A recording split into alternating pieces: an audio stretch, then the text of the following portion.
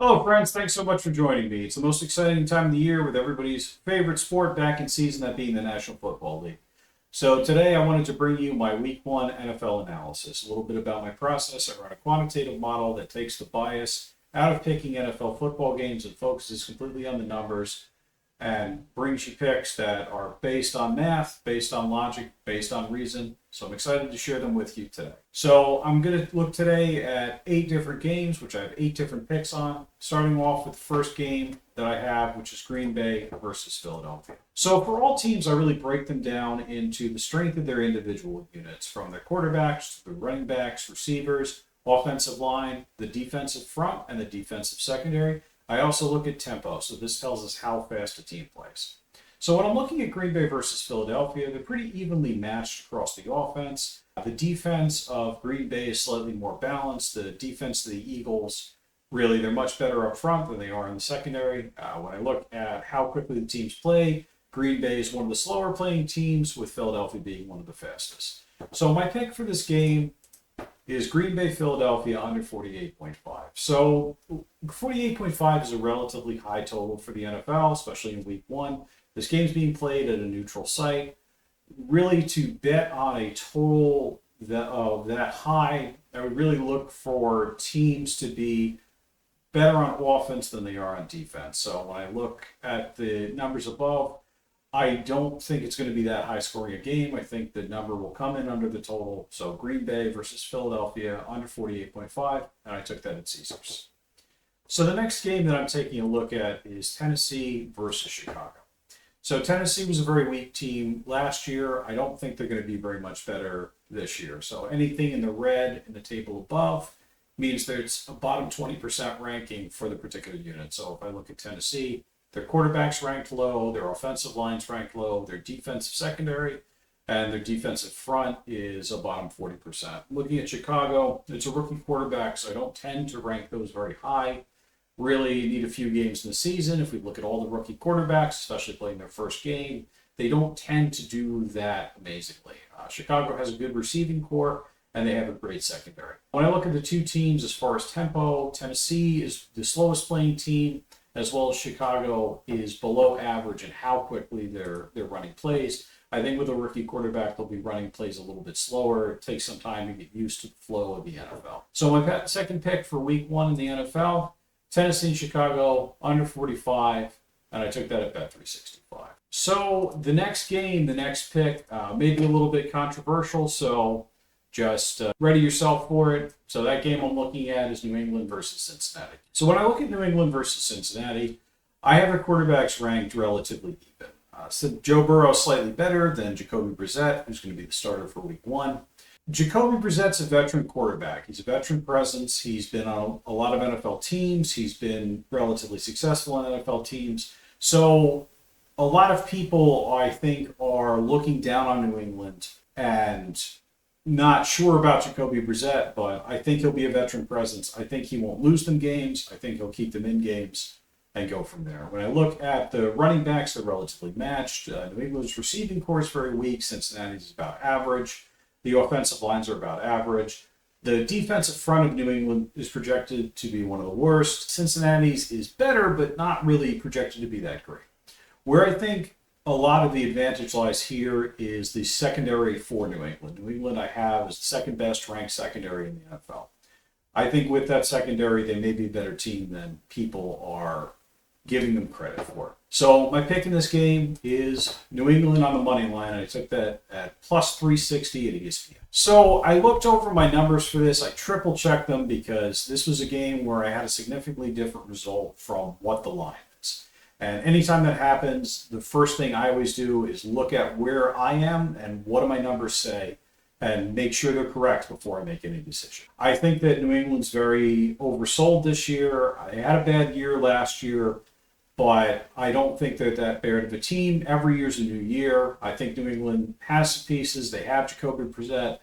They have a new coach. I think the team's going to be better than people give it credit for this year. When I look at Cincinnati, at 9-8 last year, I mean, the Joe Burrow injury, but still, I don't think Cincinnati is that much of a powerhouse that they would win this game close to 80% of the time or so to get the 360.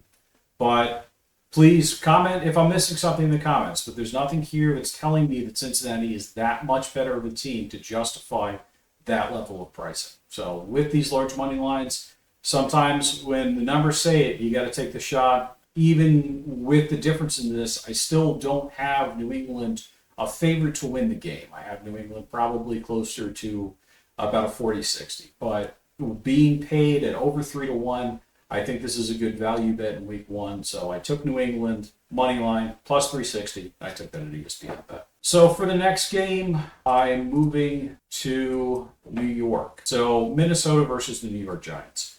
So as far as quarterbacks, neither of the teams are very good. They both have okay skill position players, with the exception of the receiving core of the New York Giants. Both offensive lines are pretty okay. Defenses are around average for both, with the secondary being very weak for the Giants. Minnesota has played fast. The Giants have played really average. So because of the weakness, especially in the secondary of both of these teams, I actually think this is a good opportunity to take Minnesota and New York Giants over 41, and I took that at Prime Sportsbook. So moving down south to the state of Florida, I'm taking a look at Jacksonville versus Miami. So I have Miami as really one of the best teams in the NFL. Their quarterback is much better than average. He's not the best, but he's in the top 10. Their running backs, their receiving core are excellent. Their offensive line's around average, a little bit worse than average. Defensive front is weak, but their secondary is very good. So with a strong secondary, they'll really not be too far in games. Teams will be able to run on them, but I think they'll be able to defend the pass very well. Looking at Jacksonville, quarterback is around average. The offensive line's very weak as well. They don't have good receivers, and they don't have a good secondary. With these things in mind, I took Miami minus 3.5, minus 105, and I took that at ESPN.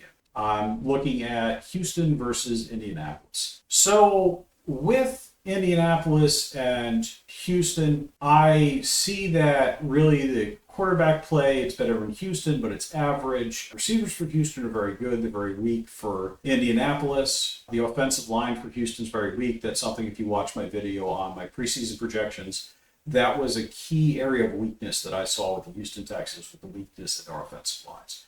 They don't have that good of a defense. It's really average. Indianapolis is average. Both the teams play about average.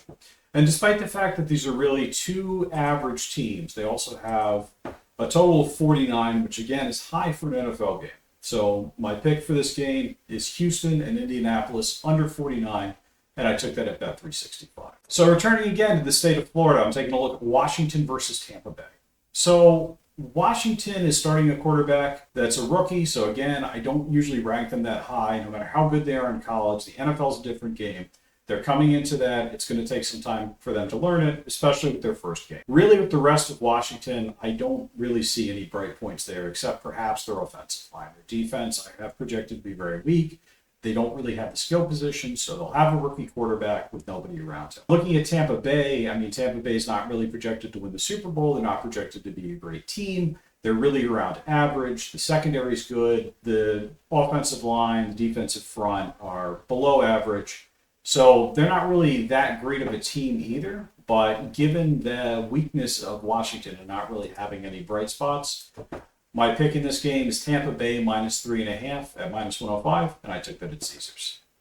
So for my last pick in NFL Week 1, I'm taking a look at Dallas visiting Cleveland. So I like Dallas. I think that Dallas is going to have a great year this year. Their quarterback, Dak Prescott, very good. They have a great receiving core.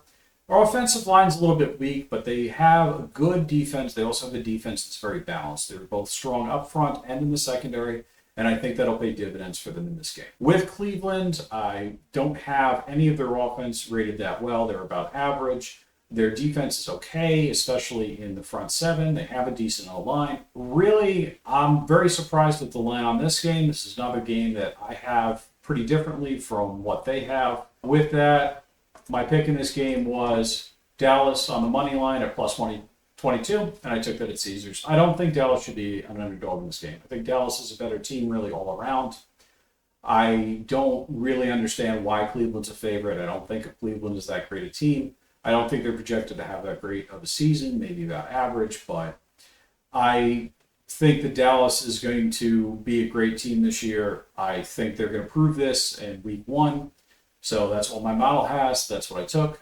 So thanks so much. I'm going to be bringing you these videos every week, probably releasing them Wednesday nights.